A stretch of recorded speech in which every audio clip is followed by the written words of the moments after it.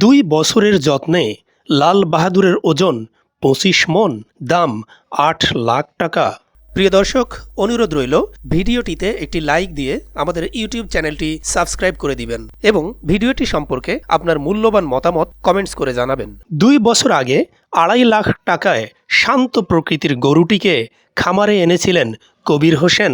2 বছরের যত্নে পাকিস্তানের শাহী জাতের এই গরুর এখন ওজন হয়েছে 25 মণ। কোরবানির ঈদ সামনে রেখে লাল বাহাদুর নামের গরুটি এলাকায় বেশ সাড়া ফেলেছে। বাহাদুরকে দেখতে কবির হোসেনের বাড়িতে প্রতিদিন নানা শ্রেণী পেশার মানুষ ভিড় করে থাকেন। কবির হোসেন ব্রাহ্মণবাড়িয়ার সরাইল উপজেলার শাহবাজপুর ইউনিয়নের শাহবাজপুর গ্রামের বাসিন্দা। আজ শুক্রবার স্থানীয় পশুর হাটে লাল বাহাদুরকে তোলা হবে বলে জানিয়েছেন কবির হোসেন।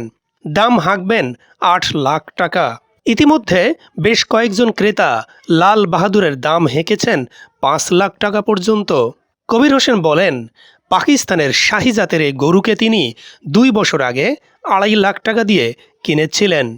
এই গরুকে প্রতিদিন 15 থেকে 20 কেজি ওজনের খৈল, ভুসি, বুট, ছোলা, খড় ও ঘাস খাওয়াতে হয়। এতে আগে প্রতিদিন খরচ হয়েছে 4 থেকে 500 টাকা। এখন খরচও বেড়ে গেছে। এখন প্রতিদিন খরচ হচ্ছে 800 টাকা।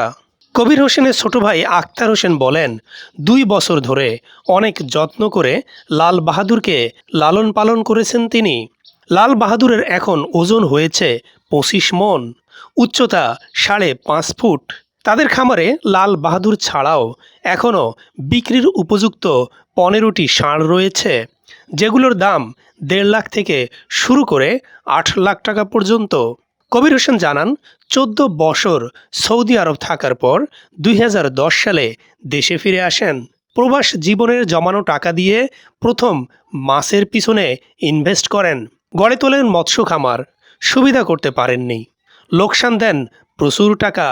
এরপর 2018 সালে ছোট আকারের দেশি বিদেশি জাতের 20টি ষাঁড় নিয়ে নিজ বাড়িতে একটি খামার গড়ে তোলেন।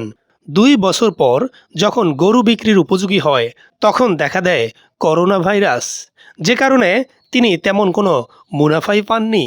তবে দমে যাননি কবির হোসেন। 2020 সালে খামারে নতুন করে গরু তোলেন।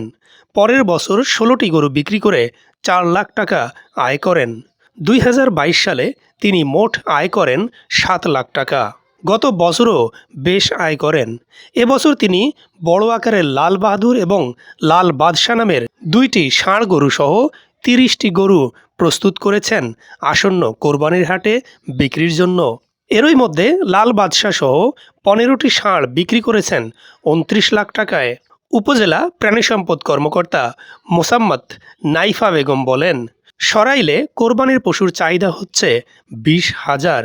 এখানে কোরবানিযোগ্য পশু রয়েছে 21,228টি। তিনি বলেন, কবির হোসেন গরুর খামার দিয়ে এলাকায় বেশ সাড়া ফেলেছেন।